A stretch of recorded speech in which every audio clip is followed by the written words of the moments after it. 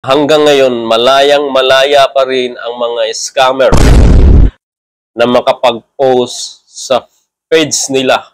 At ang dami pa rin nabibiktima, ang dami pa rin naniniwala.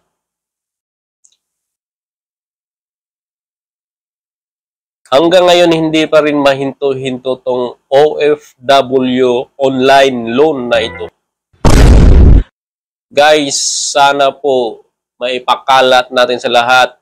Sa mga kapwa ko vlogger, sana po mag-content po muna kayo about nitong mga scammer sa mga OFW loan.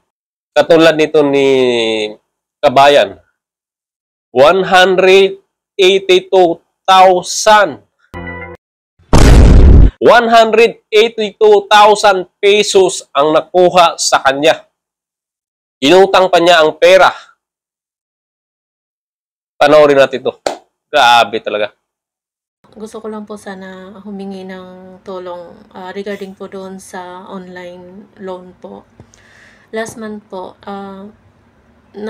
nagpakasakali po ako na mag-apply po ng online loan po. Tapos, may nag-assist naman po na na isang babae po. Tapos ang sabi niya, i-add daw nila po ako doon sa Telegram po kasi doon po daw yun kukunin yung lahat po na information daw po.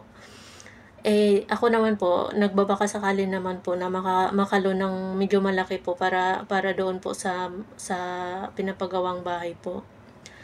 Tapos ngayon, may mga kasamahan naman po ako doon sa group chat. Hindi ko naman po alam na mga kasabot po ata niya yun.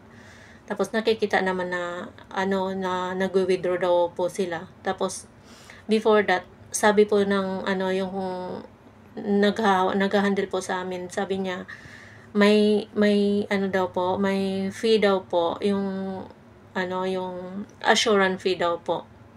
Sabi nila, yung niloan ko po, nasa 100k lang po. 100,000 piso po. Tapos sabi niya, need ko daw po na mag-deposit ng 10,000 daw po para doon sa assurance daw po. Tapos makukuha ko din po yun together with the loan po pag nag-withdraw daw po ako, sabi niya. Syempre po, yung nagsabi po ako na mag-send po sila ng yung kung legit sila, mag-send sila ng mga nila, ng mga yung mga details ba nila or ID or something, company name po. Tapos nag-send naman po sila. Tapos mga accredit daw po yun ng SEC po. Tapos yung syempre ako naman, nadala naman ako doon sa nagwe-withdraw na. Tapos ako nag-deposit naman po ako ng 10,000. Tapos nung i-withdraw ko na po yung nakuha ko na po yung yung OTP code po. Tapos na-withdraw ko, tapos bigla naman sasabihin nila na hindi po kasi nag-successful yung yung withdrawal ko. Tapos nagsabi po ako sa kanila na bakit ganon na na reject po. Tapos sabi nila na po, yung tawag nila yun, yung mali daw po yung bank account na nilagay ko. 10 times ko po yun chinek bago ko nag-withdraw. Chinek ko po yung mga details ko, bank account. Okay naman po, tama naman po. Tapos siguro pinalitan nila yung bank number ko, bank account number ko.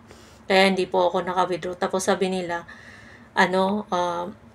ang tawag dyan, uulitin daw po para makakuha daw ako. Kasi yung OTP po yun, isang beses lang daw po yung magamit. Tapos, nung pagkasabi nila, need ko daw magbayad ng 21k para po doon sa OTP daw po. Sorry. Tapos nung nagbayad naman po ako ng 21k. Tapos sabi nila, may tax daw po. Hindi ko naman na-withdraw yung, hindi na naman po nag-successful yung withdrawal ko po. Tapos sabi nila, need ko daw magbayad ng 21k para daw makakuha po ako ng yung OTP ulit. Kasi yung OTP daw, one time lang daw po yung magamit. Syempre ako naman, nagbabaka sakali na makakuha ako ng loan. Di nagbigay ako ng 21k. After that na ma-receive nila yung 21K. Tapos, binigyan naman nila ako ng OTP naman.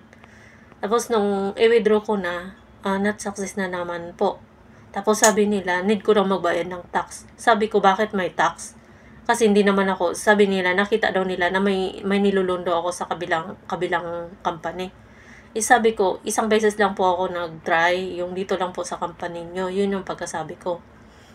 Tapos, nagbigay sila ng maraming, yung CIMB ba na bank. Tapos number, pangalan. Yung ginawa ko, sinave ko po lahat yung mga details nila.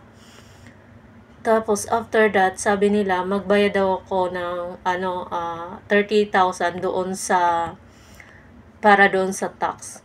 Syempre ako nagbayad na naman ako kasi gusto ko nga makuha din yung loan. Tapos hanggang sa umabot na po ng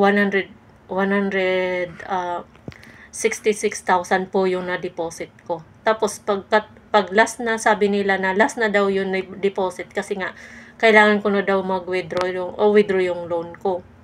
Tapos nung naipasa na kumpleto na po lahat yun, bigla naman nila ako dun block. Hindi ko na sila mahagila kung saan na. Tapos ngayon, yung pera na yun, hindi naman nila na kasi nandoon sa wallet, sa wallet details nga yung pera. Sabi nila na naman, mawi-withdraw ko daw yun sa August 24 daw. Sabi ko, wala na, kasi wala na akong pera. Lahat po yun na binigay ko po sa kanila, puro lang po utang yun sa mga friends ko kanila. Kaya yung total po yung total po na binayad ko po sa kanila nasa 182,000 po yun. Masugpo talaga lahat po po yun na natin utang itong ko. Mas mga scammer malaki na pa to doon sa dito inutang sa ko na online 100,000 po. OFW loan. Nakaka-stress po Guys, sila tapos bigla na nila seryoso akong po ito binlock. na Wala na, problema. hanggang ngayon wala Sobrang na po. lalaki po ng mga Pero may pera mga ang number po sila nabibiktima. sa At malaya akin po. pa rin Yun po yung silang kasi nakakapag-post sa page sa nila. CIMB Bank po. Sana po Sir, matulungan niyo po masugpo kami natin na to. mabawi po lahat Pakishare po ng video natin yung para pera po maikalat na po na-scam natin po sa sa lahat. ng mga OFW loan. Last month lang po, hindi pa po, kumbaga sa akin, fresh pa lang po yan sa akin. Kasi, nagtiwala kasi ako sa kanila eh. Mali ko yun, nagtiwala ako. Pero, lesson to learn ko na po yun. Nung una po, nag-apply ako sa kanila. Maganda naman yung usapan namin. Kasi nainganyo akong mag-deposit noon. Alam niyo ba kung saan yung pera na yun? Inutang ko pa yun. Kasi nga, in-expect ko kasi magkasahod din naman ako, babayaran ko.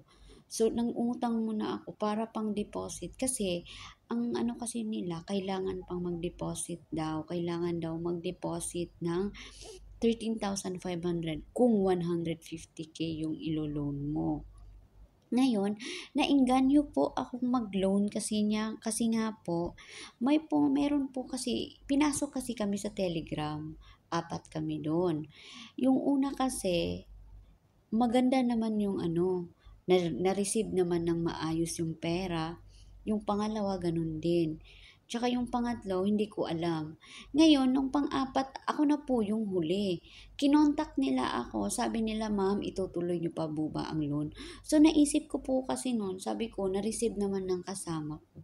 So, baka marireceive ko rin. So, hindi po ako nagdadalawang isip na hiram ng pera at saka nag-deposit sa binigay nilang Sa isip ko kasi noon legit sila kasi may mga pabang silang nalalaman. So, tsaka naka-receive din naman yung 4 na at 2 na kasama ko. So, naano din talaga ako, sobrang yung inganyo ko noon.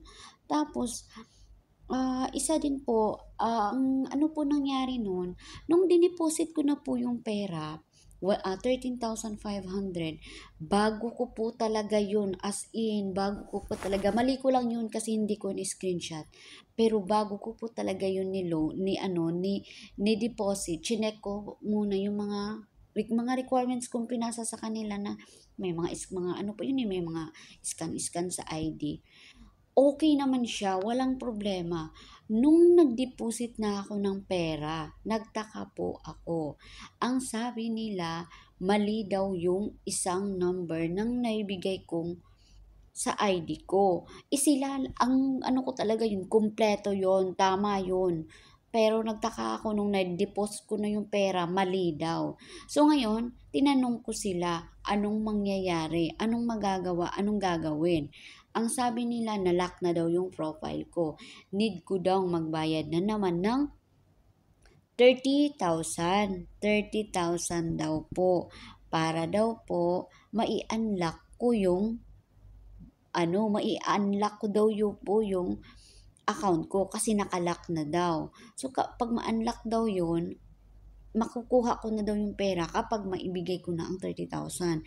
Binigyan pa nila ako ng 24 hours. Pag hindi ko daw maibigay ng 24 hours yung 30,000,